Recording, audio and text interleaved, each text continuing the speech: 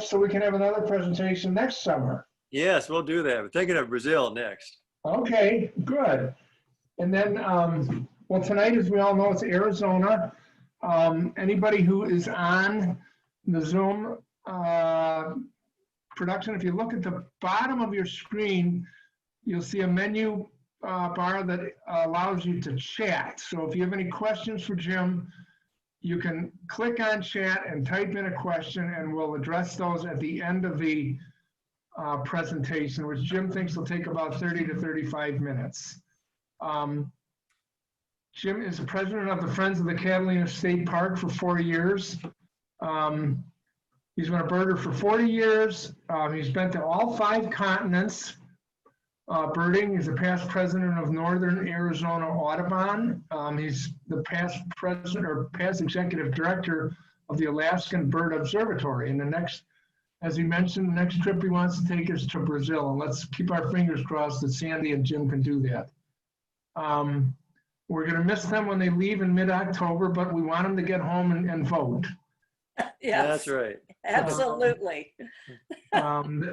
They enjoy the coastline of West Michigan for a number of reasons. The lake, the birding, all the friends.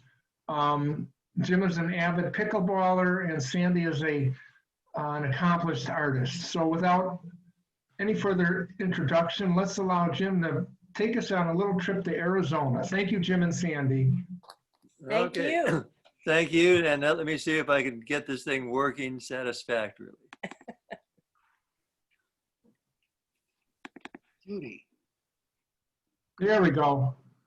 Okay, does that look okay? Yes. Okay, good. So thank you for letting Sandy and I give this presentation, and to one of the birding meccas of the US, if not the world, extremely popular. People visit Arizona from all over the world for the specialty birds. So what we hope to do tonight is just take a virtual tour of some of our favorite birding spots around Southeast Arizona and the birds we may see. Along the way, we'll point out why these places are so special and why these birds may be here. So that, we're underway.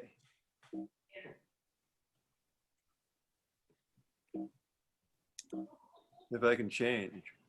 It's not letting you. Uh-oh. Problem starting here.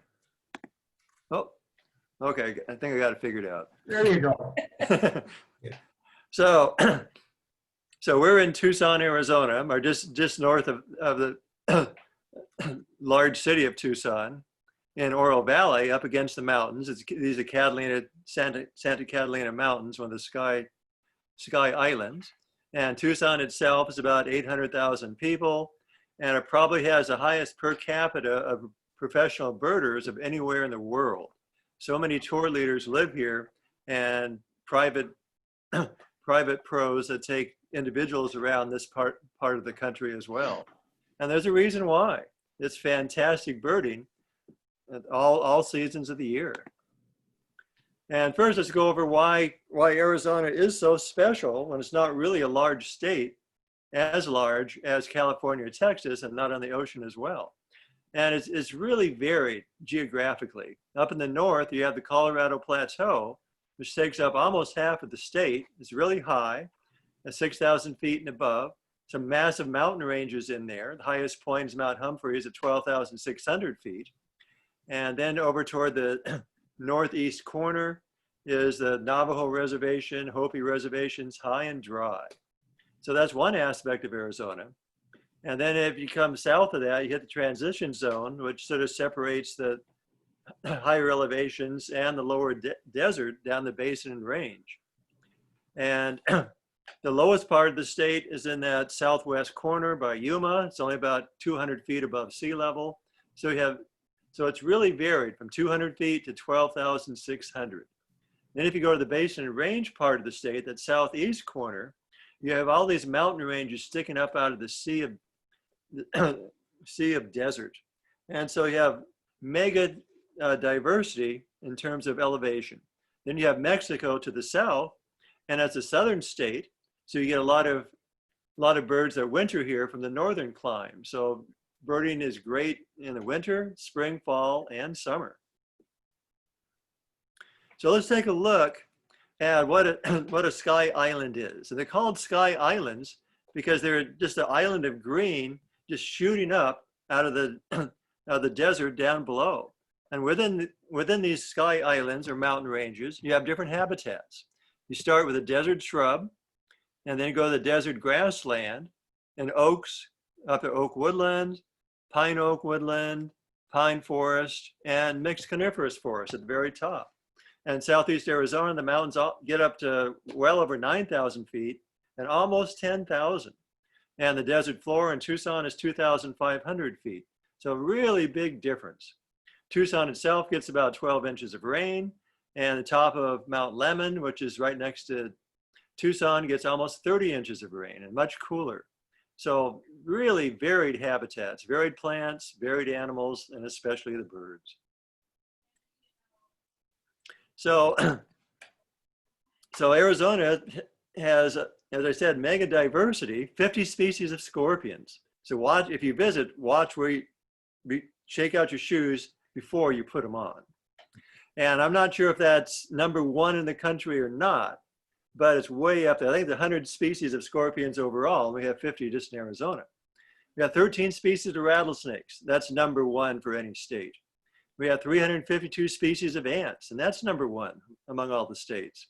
For birds, we 552 species have been recorded, but that's only 3rd place behind California and Texas. Because they have those oceans, they get all the pelagic species, but not bad for Arizona. So we're going to start our tour in the Catalina State Park. And we live close by. And I said I'm president of the Friends group.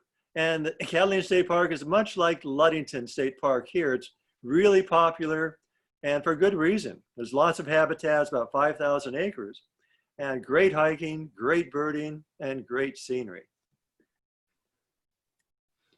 And Sandy and I lead the Friday morning bird walk here in the park. And Sandy's going to talk about that.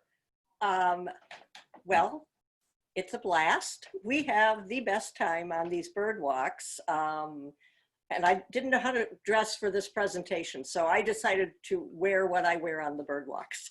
And we meet very early in the morning at the trailhead. And many of the people that join us actually camp in the park. They have their RVs there and they come and join us. And Jim always has them, you know, make a circle and then introduce themselves one by one and give their home state, home location, home city. And that's a fun thing right there, because then people will go, oh, I live about, you know, so-and-so from you. And all these conversations erupt. And it does become, as I said, a very social event. Jim encourages talking, sharing, and we're grateful for that many eyes looking for the birds as we traverse the trail. And in fact, the trail that is our favorite it reflects the diversity that Jim was just describing. On the right side of the trail, it's elevation. It's a south-facing, is that right? Mm-hmm. Mountainous area. And so as a result, we have just tons of saguaros. I mean, it's really spectacular. And there's some very healthy specimens. And of course, all the birds that love saguaros and the other cacti.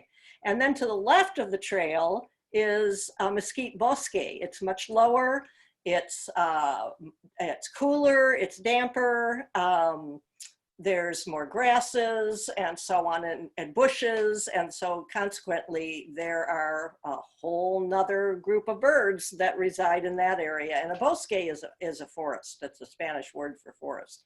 And those are very few and far between anymore. So many of them have been eradicated through development. But we lead the tour, we point out birds, we see birds, they cross the trail, the road runners. And then we see, one time, it was just extraordinary. Everybody just stopped and their mouths were agape.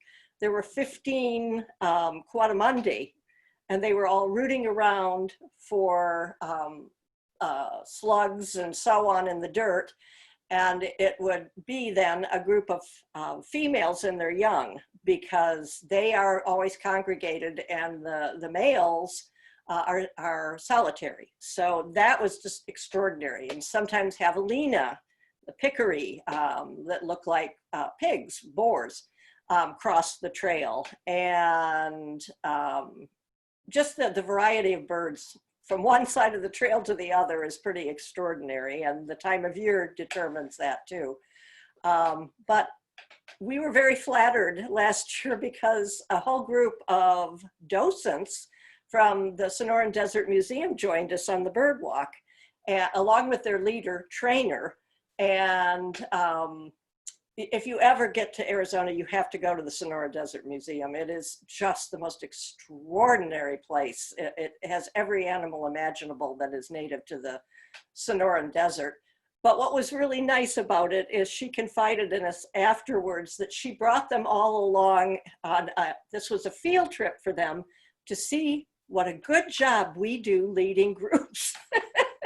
So we were really pleased to hear that we were actually doing what we were supposed to be doing. At any rate, back to Jim. Okay, so we're going to take a tour around Catalina State Park and some other areas close by to see what's lurking in the desert. Okay, the first really prominent bird that you see in the springtime is a vermilion flycatcher. It's a typical flycatcher. It's out on a prominent branch. It flies out, catches an insect, and comes back.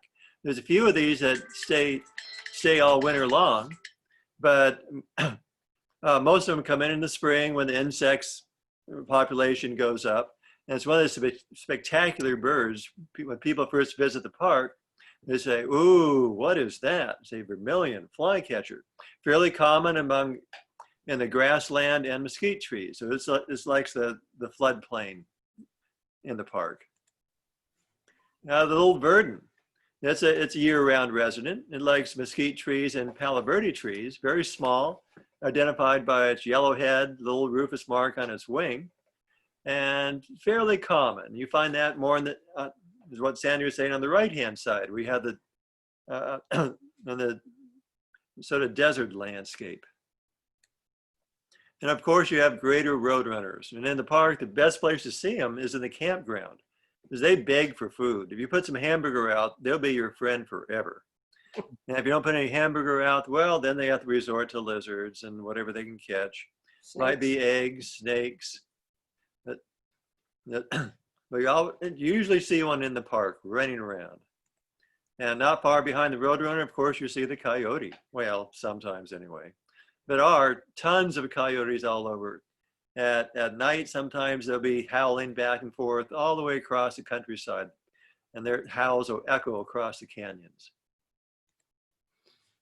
So the Catalina State Park has approximately like 5,000 saguaros. These saguaros are usually found on the south-facing slopes, and because they're not cold tolerant at all. They need to have temperatures that get above freezing every day for them to survive. So they like that sunshine first thing in the morning. And from this picture, you can see we have the saguaros here and the mountains right in the background.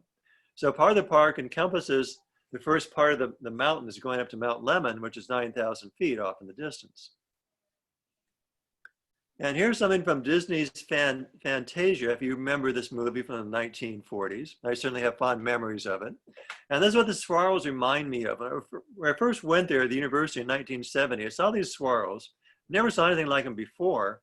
And immediately I thought of, wow, here's the sorcerer's apprentice. He let loose with all these broomsticks carrying water down the steps. So I just imagined all the saguaros sort of marching down the hill as well.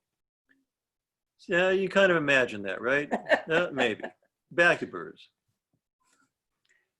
So the saguaros are really important for a number of nesting birds. They'll use the cavities in here. Here's a Gila woodpecker, and it's a male because it has a little red spot in its head. And here are the two birds that make the holes in the saguaros, the Gila woodpecker and the gilded flicker. They're both here year-round, and the gilded flicker a number of years ago was split off of the northern flicker because the gilded flicker is dependent on the saguaros, a nest in the saguaros, and that's the only place it does nest, where the Gila woodpecker will nest in some trees outside the low desert as well. So the gilded flicker has the yellow underwing, red mustache, and also in the wintertime we have northern flickers, which have red under the wing. But they're only there in the winter. They migrate north in the summer. Gilded flickers are here all year long. And they're not the only ones that use these cavities. Elf owls come in April, and these are just about the size of a robin. They're really small.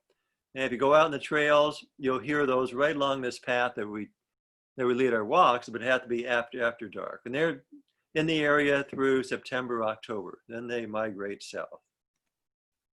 Curve-billed thrashers, another year-round resident. With his curved beak, adults have a yellow eye, so they're brownish. Usually find them on the ground, scratching around for grubs.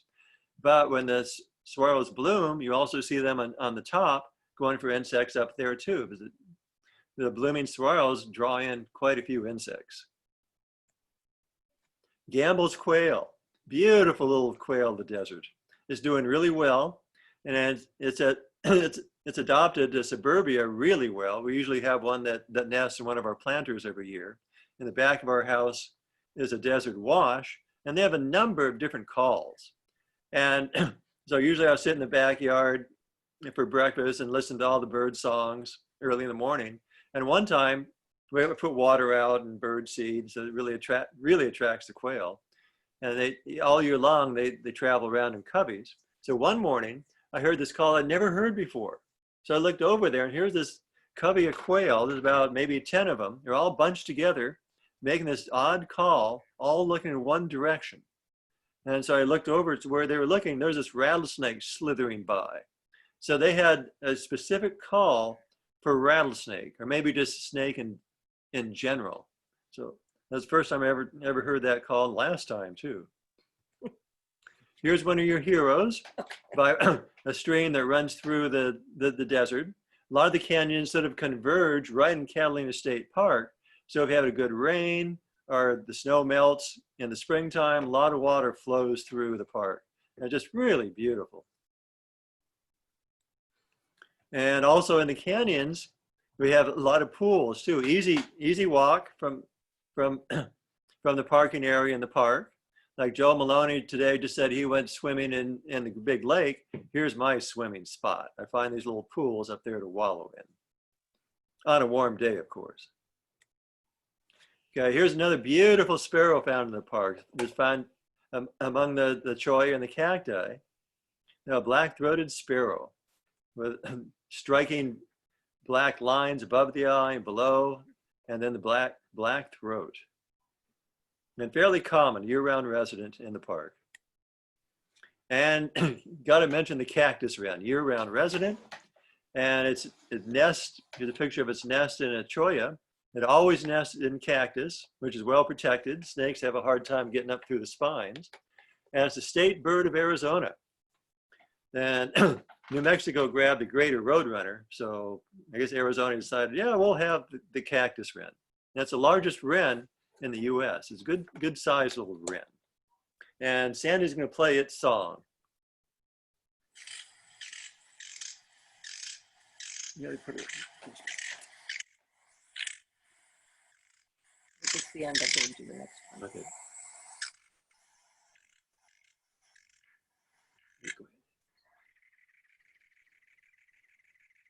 That right there, that's the song of the desert in the morning. The cactus wren has that song that wakes you up.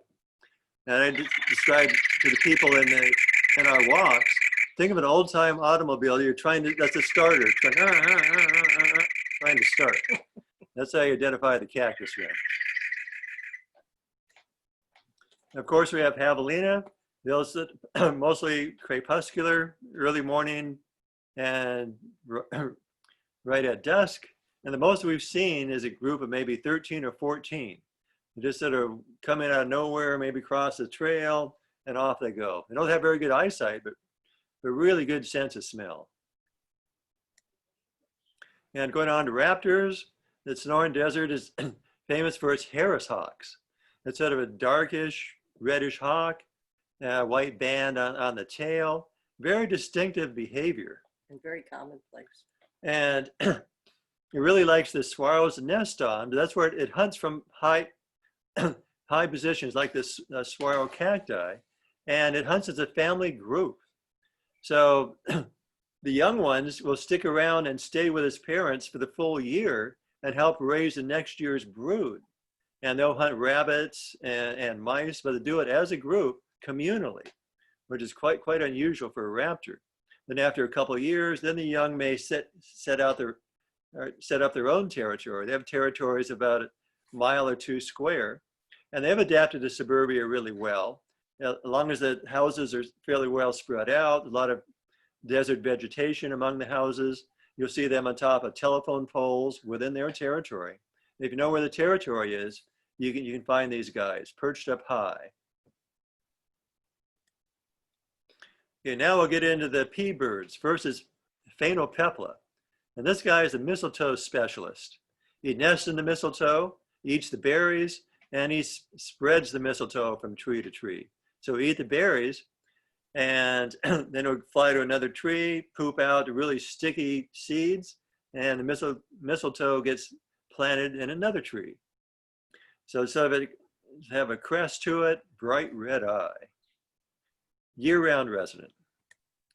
And then you have the Pyroloxia, real closely connected to the cardinal, and same genus, Cardinalis. But in the park, it's really interesting how they separate each other. You find both, but on our walk, the cardinals tend to stay in the riparian area among the mesquite trees, mesquite bosque, and the heavy cover. Now the Pyroloxia is on the hillside where the desert is found, and then the cacti. And you see its beak is a little more blunt, not quite as long or sharp as a cardinal. So my theory is that there's a stronger beak, the Pyroloxia, so its niche is harder to break seeds or whatever seeds it may find in the desert habitat. But their songs are just about identical with the cardinal. It's really, really hard to tell them apart. So this is a blazing, colorful male for the Pyroloxia. You see it has a crest, fairly similar to the cardinal. The cardinal has a red beak. This guy has a yellow beak and the curved upper mandible for the Pyroloxia. Okay, now this one, I have 4 birds here. We're going to play a song, and you can determine which bird is making this song. So your wild ass, your highly scientific hypothesis is encouraged. Okay, hit it, Sandy.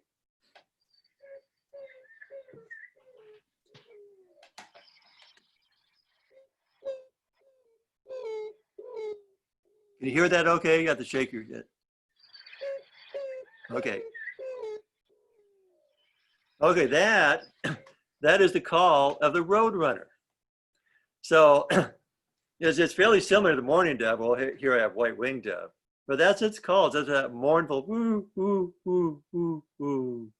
That's the roadrunner. It also claps its beak really sharp, click, click, click, click, click, click, click, click. So a beak clatter as well. So those are the 2 sounds the roadrunner makes. Okay, onward. Okay, next. So that was the Catalina State Park, which you may find there. Next on our tour, we're going to take a drive from the Desert Valley to the top of Mount Lemmon. And it's a beautiful drive through all the different habitats. On top of Mount Lemmon, there's a little ski area. And some years it's even open if there's enough snow. Okay, first off will be at Molina Basin. Now this is what the desert grassland looks like. So it's a grassland. There was some larger shrubs here, and in the little valleys, there'll be some small trees, small oaks, small willows. And in this habitat, you'll find the Scott's oriole. It's a year-round resident, and it likes sort of the deserty grassland area, really sharp little oriole. In the wintertime, you have a green-tailed towhee. Everybody likes to see that, really colorful for a towhee. And so this winter resident, and they'll go up in the mountains and further north in the summertime. but they really like Molina Basin in the winter. And the bridled titmouse. You see small groupings of this during the all year long, but we do a Christmas bird count in this area. We usually get it one little group or two if we're really lucky. Okay, so Molina Basin's about 4,500 feet. Then our next stop, as we go up the windy road up the mountains, is Rose Canyon Lake. Here we're about 7,000 feet. We get into ponderosa pine country, and you might have some Douglas fir in the canyon bottoms, but mostly ponderosa pine. And a small lake, really good for birding, especially springtime. And one of the specialties for all the Sky Islands, this guy, the yellow-eyed junco, is found in the Sky Islands about this elevation, around 7,000 feet, maybe a little bit higher. And in the wintertime, you have the dark-eyed juncos for sure, but they depart in springtime. The yellow-eyed junco stays all year long. Olive warbler is another special one that comes in for the summer breeding season. You'll find him in the pine zone. And then going up even higher, go up to the little community of Summer Haven at 8,000 feet. You still have some ponderosa pines, but you get into some firs as well. And up here, you find a couple of really neat little warblers. You have the Virginia's warbler on the left. You find them among the streamside vegetation, a lot of willows. You're right, there's a little stream that goes right through the town. It's a good spot for Virginia's warbler. Then the red-faced warbler, they like the pine trees. You get off on the hillside, you see these guys way up toward the top of the hills. And probably the peak for warblers, migrants, and residents, when you see them the easiest, is the end of April. That's when people see the largest numbers of the warblers on their warbler trips up Mount Lemmon. Acorn woodpecker is another popular one, very noisy bird. I think of a clown when I see this one. And there's different types of oaks all the way from the desert to the top of the mountaintop, and they like their oaks, they like their acorns. They'll stash them in different trees, telephone poles, and fairly popular and easy to see. Okay, here's a song. Here I go.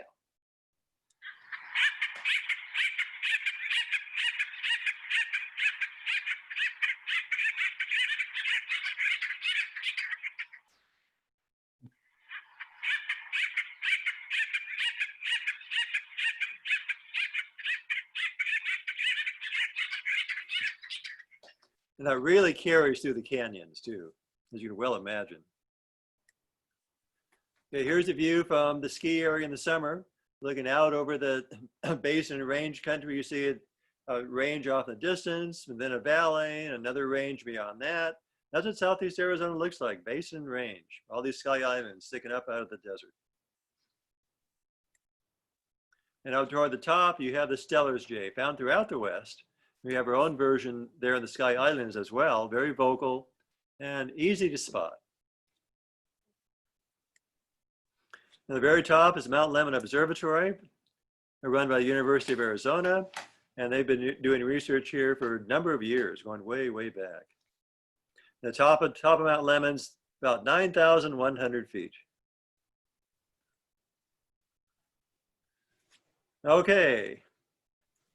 Oh, so we did that. So what's the next one? Oh, okay. So we did the acorn woodpecker. Oops, you guessed that one. You're good job. No clue there. Okay, our next tour stop is the Santa Rita Mountains and Madera Canyon, world famous Madera Canyon. So from Tucson, it's south about 30 miles, getting a little closer to the Mexican border. And again, it's at the base, you're looking at about 3,000 feet, and the top point is about 9,500. Madera Canyon is found right in that lowest notch. There's a road that goes up into the canyon. And Santa Rita Lodge is famous for bird watchers. You come here, pull up a chair, you can stay all day long and really enjoy what comes to the feeders. There's hummingbird feeders and other platform feeders. Birds just come and go all day long. Really, really pleasant. And behind that, you see those big trees. That's Madera.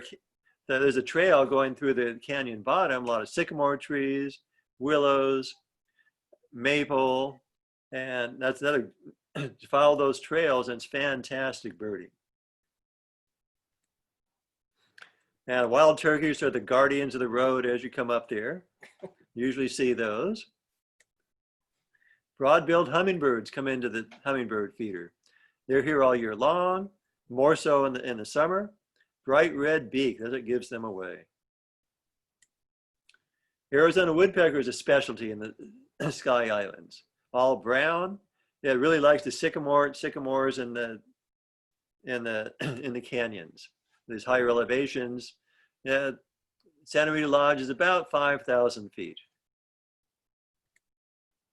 Mexican jays, you hear those squawking up and down the canyons. And they could be in groups of up to 12, really common. And of course, the bird that everybody wants to see when they come to Sky Islands is the elegant trogon. So this last year, they're commonly seen, sometimes flying right in front of you at the bird feeders at Santa Rita Lodge. But they're especially in sycamore trees. They'll nest in the sycamore tree, use the fruit found up and down the canyons that have sycamore trees. And these guys have really expanded since they first started birding in the 1980s. There's only a few places you can find these guys back then, but now they're common in almost all the canyons and all the Sky Islands. They've really increased in that amount of time. Okay, it's Guess That Bird time. Here we go.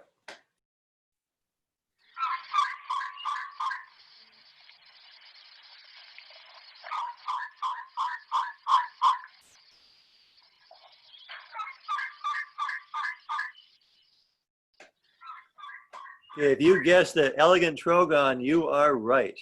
So that's what you listen for when you're when you're walking up and down Madera Canyon. It's like sort of a arf, arf, arf, arf, arf. And that's the male calling. They'll call all day long.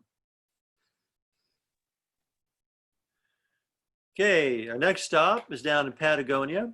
So from Madera Canyon, we'll get on the freeway and drive south right to the border of Nogales. And then from there, we'll take a left turn and go east for about 15 miles to the little town of Patagonia.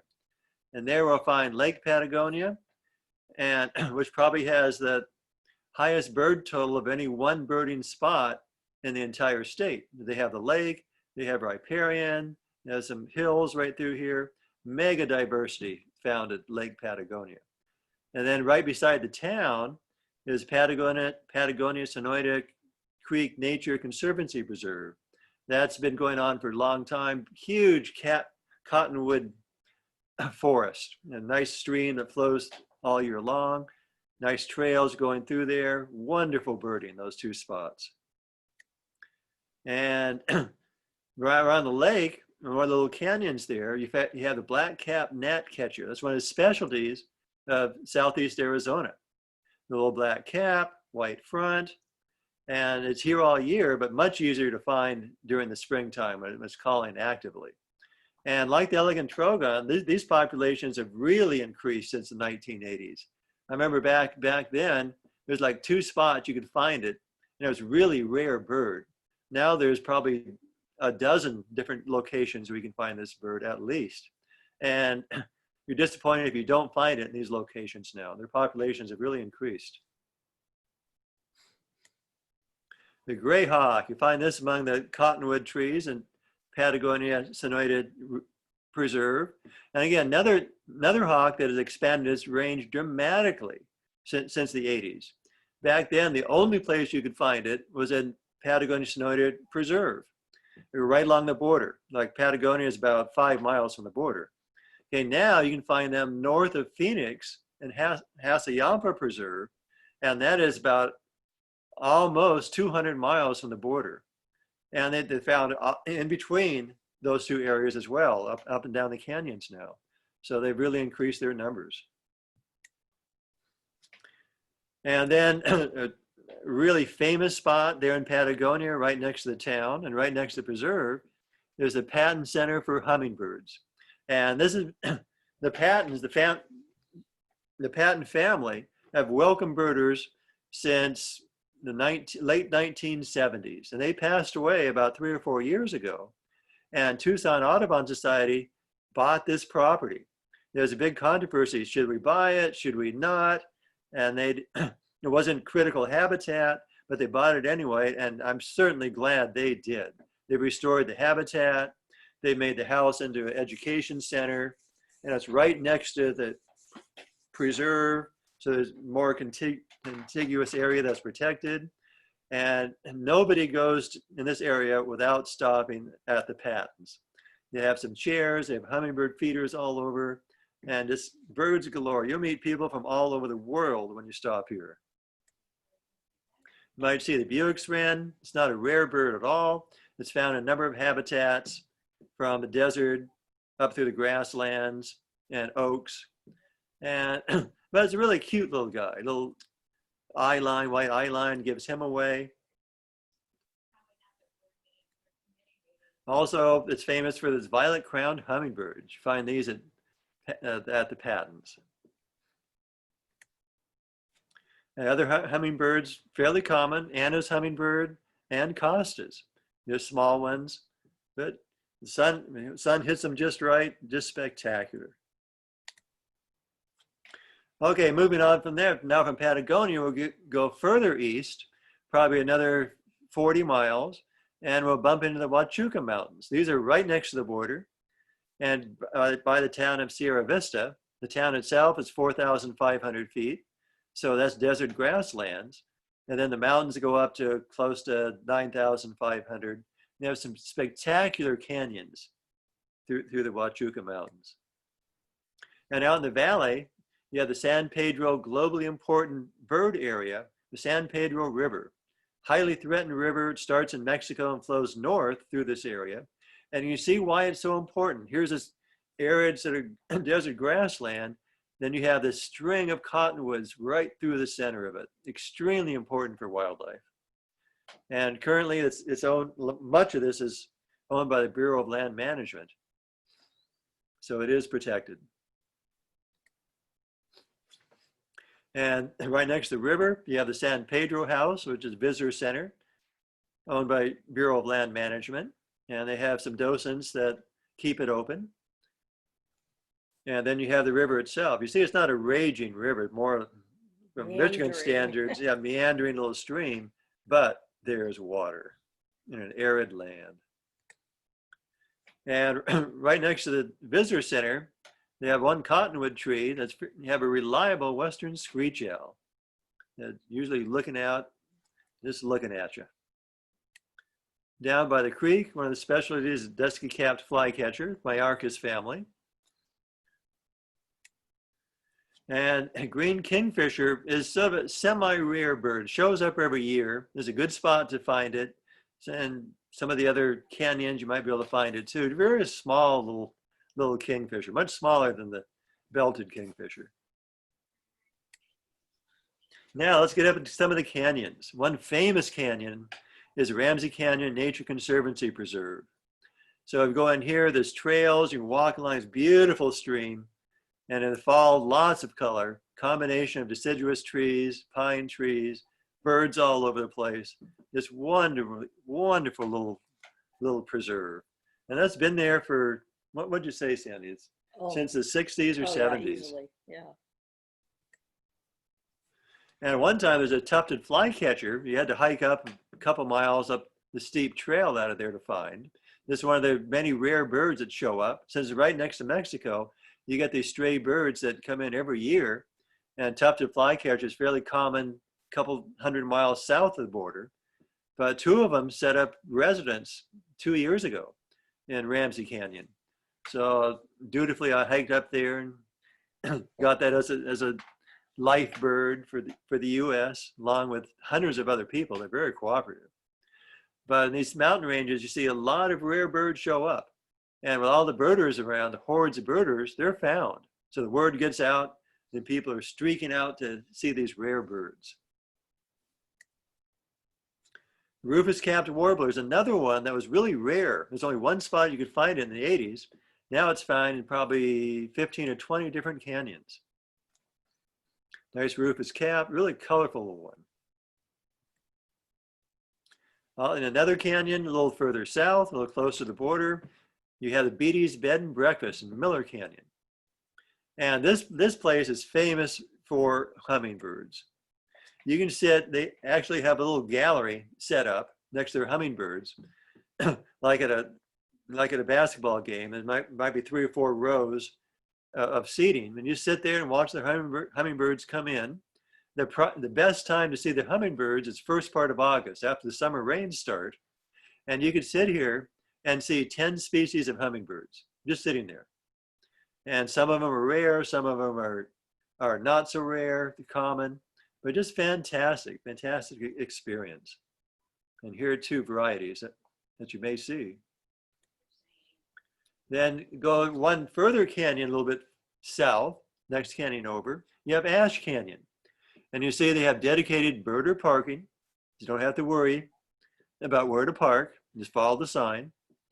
And there's a bird list of everything that's seen. This one little bed and breakfast. It's not a bed and breakfast anymore. The owner passed away, and it was bought by some local birders with one big donation from one sponsor, and now it's set up as a nonprofit. And it's Ash Canyon Preserve. And it's a combination of oak trees. It's about 5,000 feet high. So there's some oaks, there's some cottonwoods, and there's also some mesquite trees. It's a real mix. And there's feeders put out of all types, and lots of chairs to relax in. And one bird that's really hard to find, you can find it fairly easily here, is a Montezuma quail. It's a grassland species. And the only way to find it if you're out birding is to walk on the trail and almost step on it, then it flies up underneath your feet and frightens you, then you get one little glimpse. But otherwise, it's a good spot to find it. It comes into the feeders. Lucifer hummingbird, with that sort of curved beak to it, and so, a nice bright throat. It's one of the more reliable places to find this elusive bird. Okay, now so your choices here: Montezuma quail, Rivoli's hummingbird, dusky-capped flycatcher, or tufted flycatcher. That's not what you have on the list. Oh, I don't have that. Well, nope. No, the next one. Okay, we'll come back to that. Technical difficulty here. You didn't do that. Yeah. We're not quite ready for it. We'll come back to it when we're ready. But, okay, from here, from the Huachuca Mountains, then we go to the very southeastmost corner of Arizona, and we have the Chiricahua Mountains, probably the biggest, baddest of the Sky Islands of them all.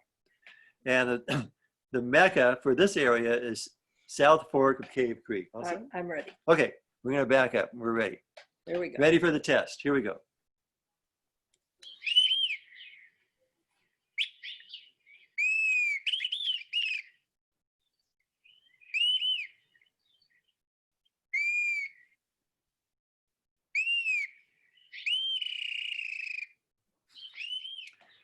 Yeah, you'd find that's the song of the dusky-capped flycatcher. Okay, back to Chiricahuas. So this is the largest of the ranges of the Sky Islands. It's right in the corner of the state, right next to Mexico. And this is that's mega diversity. And the reason why is that the Rockies from the U.S. sort of collide with the Sierra Madres of Mexico right here in the Chiricahuas. So everything mixes, and from that mix, you have some unique species of flora and fauna.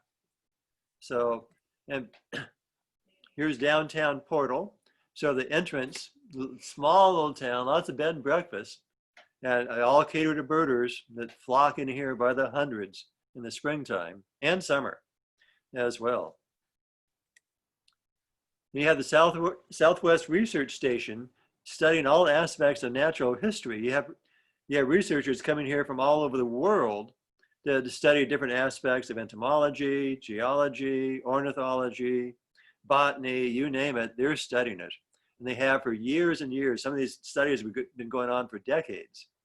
And this research station was set up back in 1955.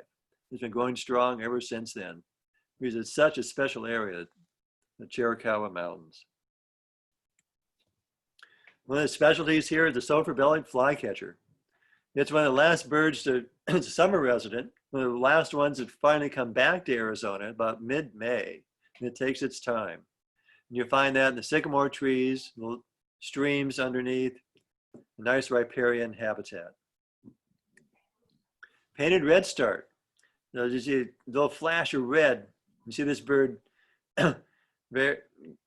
just dodging through all the leaves and the sycamore trees and some of the walnut trees, looking for little insects, very, very active. It fans its tail out as it goes. And of course, elegant trogons. You have a number of them in this canyon and all the canyons surrounding the Chiricahuas. The real draw for one of the major draws for birders to this area. Now, if you go up from there, like the research station and the town itself is probably 4,000 feet, the research station is 5,000 feet. And now we take this little windy road to the top of the mountain up at 8,000 feet to Rustler Park. Nice campground here. You set up camp. Wonderful trails to follow. Great views looking out over the grasslands from the top, some of the peaks. And again, some of the peaks get up close to 10,000 feet. And again, you have this spruce and pine and fir habitat. And in summers after the rains, the grasses grow tall. Just really beautiful. Okay, Mexican chickadee. The only place it's found is right here in the Chiricahuas. It's fairly common down in Mexico, and one of the specialties for the Chiricahuas. And here's a Quadrimundi. Now, they're found throughout the Sky Islands, and this is what they look like, little bands. And as Sandy said, one winter we were lucky enough to have a band come through the park. They dropped down from the higher elevations. One winter, undoubtedly just looking for food. Yeah, 9 of them. Yeah, 9 of them that one winter. Very gregarious, not really shy. Love to have their picture taken.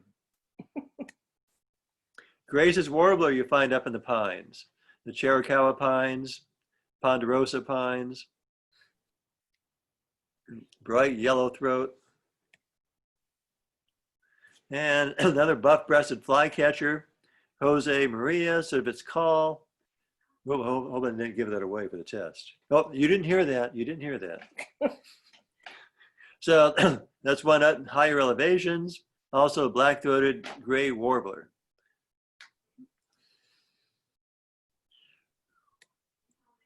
Okay, so here's test time. So here are your choices. I thought you were going to say them. Okay, your choices are black-throated gray warbler, Grace's warbler, sulfur-bellied flycatcher, and Mexican, flycatcher? Oh, there's a new species for you. Let's try chickadee, Mexican chickadee.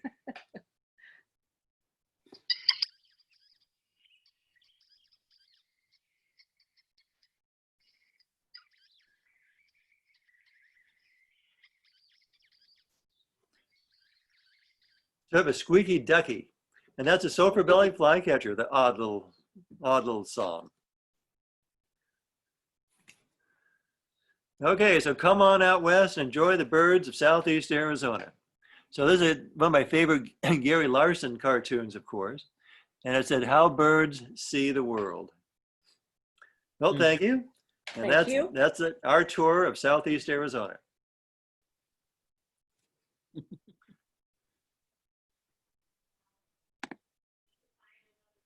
Okay.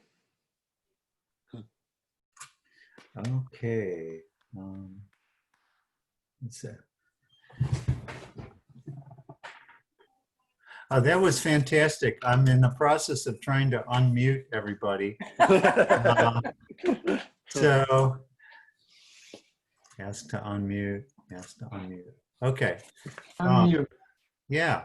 Oh, Did you boy, take- that was so much fun. Good. So ready to come out to Arizona now? Oh, Go Birdie. definitely, my God. That is so, we were in the Chiricahuas. It was fantastic. Why is there an increase in warblers in April? Are they coming back from north of you or are they coming up from Mexico? They're coming up from Mexico. And so Okay. the warblers are going beyond Arizona as well. And and the ones that are coming there to to breed for the summer. So that's when the peak of migration of all those sets of birds sort of coalesce in the Sky Islands.